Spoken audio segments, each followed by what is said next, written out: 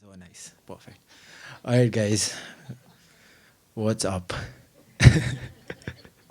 Wednesday night, you guys are here. Wanted to listen some gyan. So yeah, basically, I was just was hoping that the question and answer rounds of these people don't end, so that I get like a very minuscule time because these guys are mad. So basically, I like call myself an artist from a very privileged point of view, where the process makes me in a spot where I find myself like completely devoid of different people's opinion or different people's say to speak energies, you know. So basically the process is completely self driven. So the idea, like when I look at people who are doing incredibly research and driven work, and someone who's like super like well read or well taught, so I don't really want to go that way. Like, you know, I just feel like that's just way too much for me. Like, I just don't want to do that. I just want to concentrate on myself. So when I started telling myself I just want to concentrate on myself, the idea started becoming about going within yourself. Because the process is like when you talk about space, the space, like say for example, like I am at zero. Okay, the space can go from zero to positive to infinite to negative to infinite. So basically, like I sort of tried going within me to the within infinite within me basically. So yeah, basically that's the process where I started like, you know, understanding myself, and like, you know, with the work that I do, understood myself rather than anything else.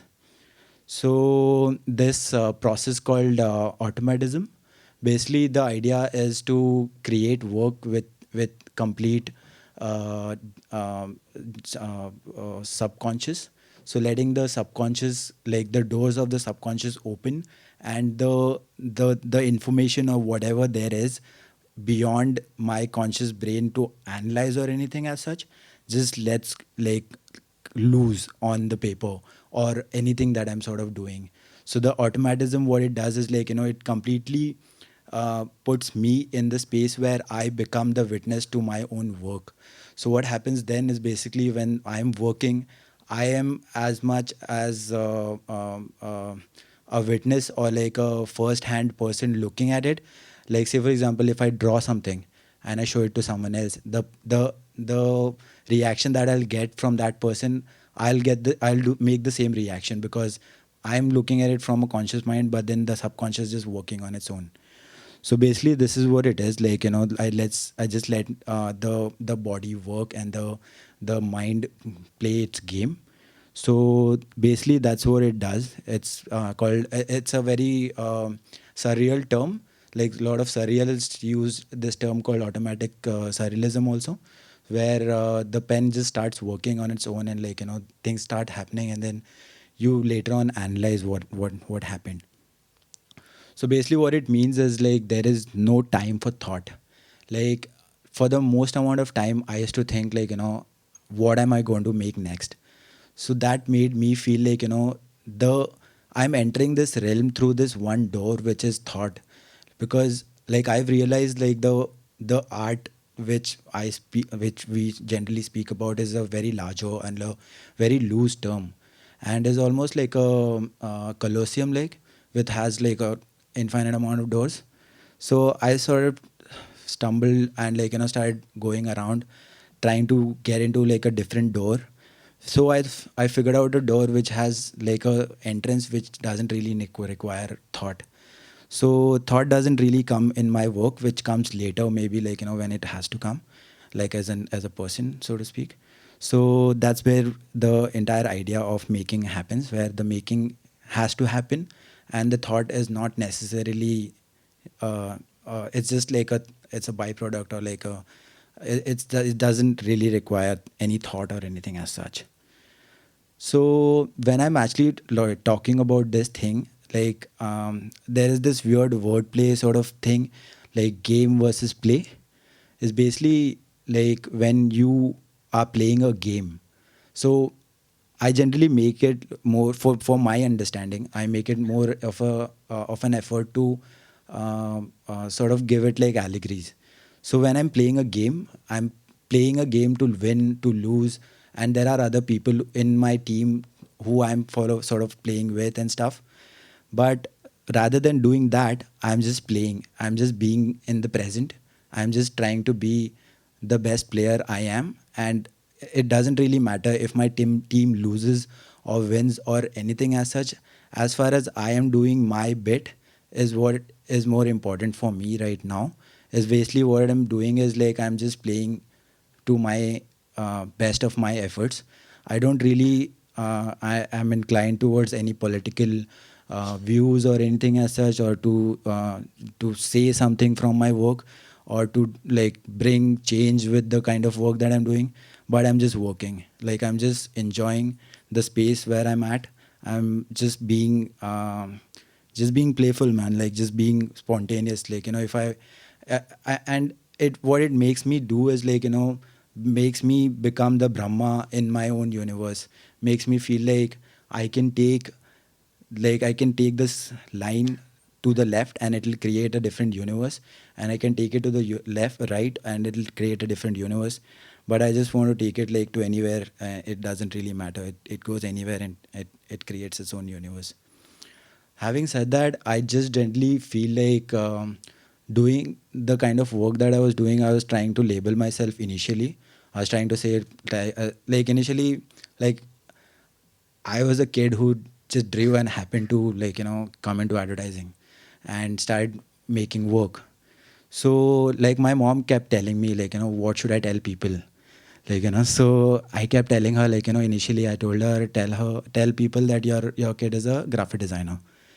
Over a period of time, I started telling her, tell people that your kid is a art director.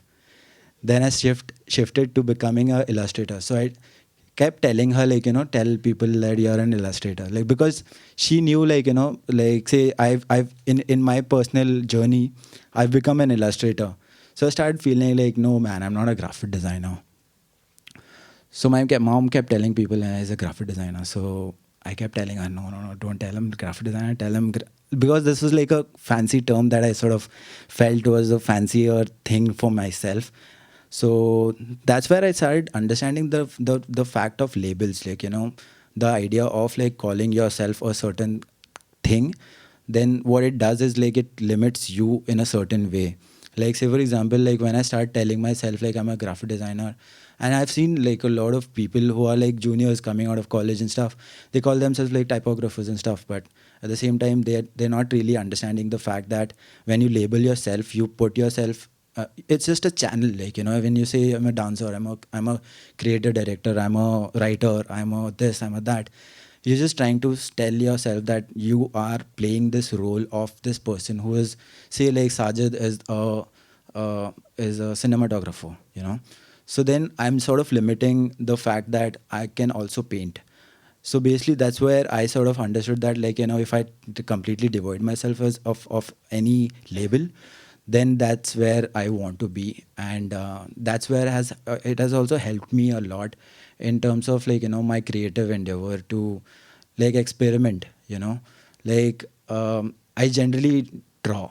Most of the time, if you see me at my place, I mean, you're not going to see me at my place all the time, but on Instagram maybe.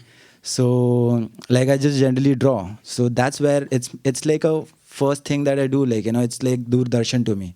That's one channel that's completely. It doesn't really matter if there is TRP or anything as such. It's just there, you know. So for me, what I want to do is I want to invent a different channel in my head. I want to invent a different room, and then when an opportunity comes, I completely leave what I'm doing.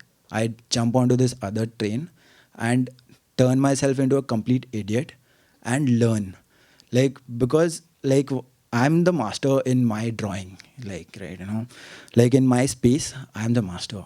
But I just don't want to be confided in that mastery and confided in that space where I call myself I know it and I know this was this and that and I know rules and this and that. what I want to do is like I want to learn. I want to be like an idiot. I want to be like a complete kid who's like I put up a exhibition recently. It's called Lux. So I just want to like I have this fascination with like fancier terms, like I just want to call myself like a contemporary artist and this and that. So like I got into this new train of thought which wanted to call myself like experimenting with lights and this and that. I completely surrendered myself to people and I let people define who I am. Instead of me defining people and telling them their roles, they made things that made me like who I am. So it's a complete role reversal for me, and it made me learn so much more than I would have ever learned. So, and in that process, everyone sort of learned some or some other thing. So yeah, basically, I just want to feel like telling people who are young to not have like labels and like not give themselves like just call like a loose term of say like creative person or something like that. Having said that, as a creative person, I feel I am a traveler. So I think like every person has so like the basic thing is to understand. So whenever you're doing art, you're understanding, and when you go super deep into the understanding, you understand the basic thing that to everything there is not. To every black there is white. So I sort of figured like if there is black, then if I call myself white, then I want to be super white. So I wanted to like I just don't want to become a settler. So I want to be a traveler. So when I said I want to be a traveler, I want to like I just want to give like a example. Say for example, I am this person right now in Bombay. I've seen Bombay as this one sort of style, so to speak, like an art style or like a genre. So I generally get into that space where uh, yeah, this is a city and it has its own nuances, it has its own like dark side, it has its own positive sides and this and that. Then I get like to know the city a little bit. Then like a traveler, because I call myself a traveler, I want to go ahead. I want to leave the city and I want to go to Pune, and I want to know what Pune has to offer. Then I want to go like now when I've known Pune enough, I get bored of Pune and I go ahead. What it basically means is like every direction that I go has a different city altogether that's been explored by someone else and it's already there. I just happen to be a person who's witnessing it for the first time. So for me, what happens is like when I came across this term called avant-garde artists, the artists who are experimenting and like entering like new territories and like doing new things. But at the same time, when I started imposing those same things on myself, like say if I learn, so I basically learned about this music called Drupad. Okay, so Drupad is the oldest form of Indian music, which is there since like ages. Okay, but when I first stumbled upon Drupad, it was a completely new aesthetic for me. So what it made me do is basically it is avant-garde for me right now because I am completely new to that space. And when I'm not really, so I'm a selfish person, first of all. I don't really want to think about the society कि society में हो चुका है ये सब चीज़ें. I just want to feel like I have seen this first time. I want to eat. If I've eaten a shawarma for the first time, I've eaten it for the first time for myself. So basically, that's the idea of a traveler, of not like sitting in one place and like keep discovering things that are already been discovered, but from my personal point of view. So coming to like these understandings have come from like just sitting and working and just like letting the subconscious like play its game, and like you understand this subconscious has this weird like theories and this and that, and these theories keep coming by. So those theories can be like spoken about in like 5 days to 6 days to like infinite amount of days. I can keep talking, and like as I'm talking I can keep making things up also, because that's the process. So a lot of people like I just wanted to end this entire thing with this idea of like not end this. This is the second last one of it. So the story that you tell others echoes in your mind first. So basically, what it means is like the story that you tell people. Like a lot of people have creative blocks, you know. So when what is that creative block is like I feel I never had creative block and I will never have a creative block because I can never tell myself that you have a creative block because the idea is the thing is no the creative people are bound in this ideas because like they keep thinking of like one thing like say for example a lot of people think ki okay like you know you need to be flowing you need to be going forward this and that but like I said to every is there is not okay so when you start saying like you know you become the water become like you know flow with the water this that right like when the water is flowing like this the life is there but I've realized like you know taking that same allegory like the idea of when the water is stagnant it blooms life like incredibly you know like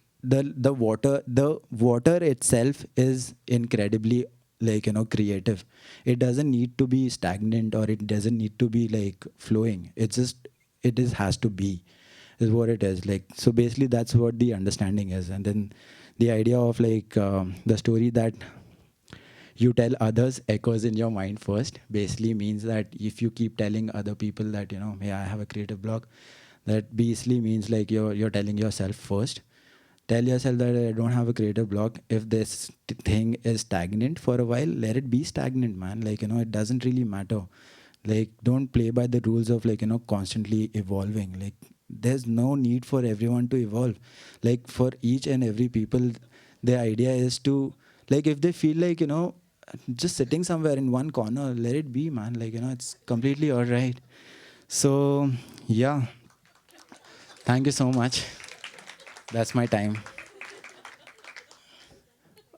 so basically, the idea of me not putting too much slides and this and that in the entire presentation is for me to have conversation with you guys.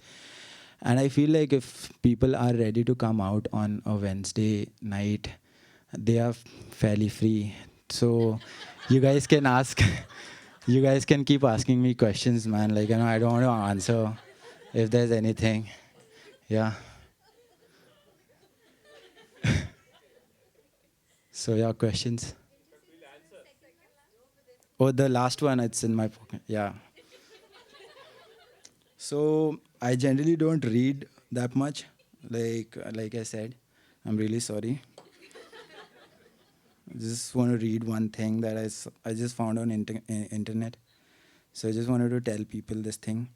So basically, the thing is, we are all in this thing together, whatever it is.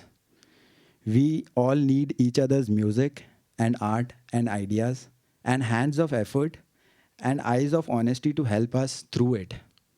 Not because life is some perfect, happy, easy, winnable thing, not because anyone knows what they are doing or what's going on, because it isn't and we aren't. We are perhaps the only stop in the evolutionary train that's outside the tunnel of darkness, able to take everything material and everything material of everything and able to turn it into something beautiful of to understand what meaning can even mean and to do something of it basically thank you so much